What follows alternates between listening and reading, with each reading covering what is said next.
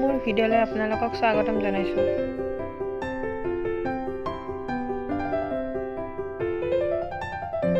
মাংসবিলাক ভালকৈ ধুই ল'ম আৰু কেইটামান আলু কাটি ল'ম।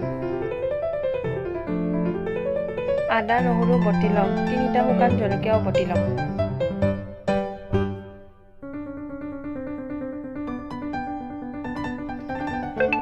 ধনিয়াৰ গুড়ি, জিৰাৰ গুড়ি, জলকীয়া গুড়ি, নিমখ, হালধি গুড়ি দি ল'ম।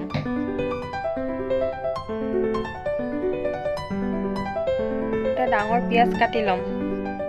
এখন কেৰাহীত তেল গৰম হ'বলৈ দিম। পিঁয়াজবিলাক ভালকৈ ভাজি ল'ম।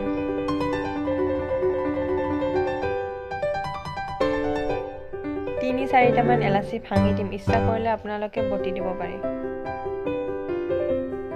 ভজা হ'লে তাত মছলাবিলাক দি ভালকৈ ভাজি ল'ম।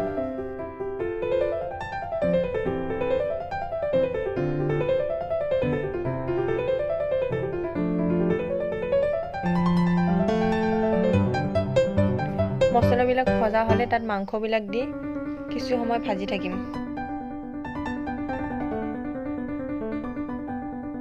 দালচিনি কেইটামান বটি দিম। পোলাও বনোৱাৰ কাৰণে জহা চাউলবিলাক ধুই ৰাখিছোঁ, এলাচি কেইটামান ভাঙি ৰাখিছোঁ আৰু আদা নহৰুৰ পেষ্ট দি থৈ দিছোঁ। পোলাওৰ কাৰণে পিঁয়াজ কাটি ৰাখিছোঁ। কুকাৰ এটাত ৰিফাইন অলপ গৰম হ'বলৈ দিছোঁ, তাত 1.5 চামুচ বাটাৰ দি দিম। এইবিলাক গৰম হোৱাৰ লগালগ পিঁয়াজবিলাক দি দিম। ভাজা হোৱাৰ লগালগ তাত চাউলবিলাক দি ভাজি ৰাখিম। অলপ অলপ ব্ৰাউন হোৱালৈকে ভাজি ৰাখিম। এফালে মাংসবিলাক ভাজা হৈ গ'ল, তাত এবাৰ পানী দি দিম।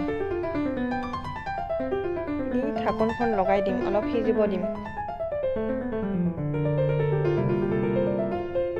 চাউলবিলাকত অলপমান নিমখ দি দিম। চাউলবিলাক ভজা হ'লে তাত পানী ঢালি দি দিম। জোখ অনুসৰি আপোনালোকে পানী দি দিব। তাৰপিছত ঢাকনখন লগাই দিব। এফালে মাংসবিলাকো হৈ গ'ল। কুকাৰৰ 2টা চিটি মাৰিলে পোলাও হৈ যাব।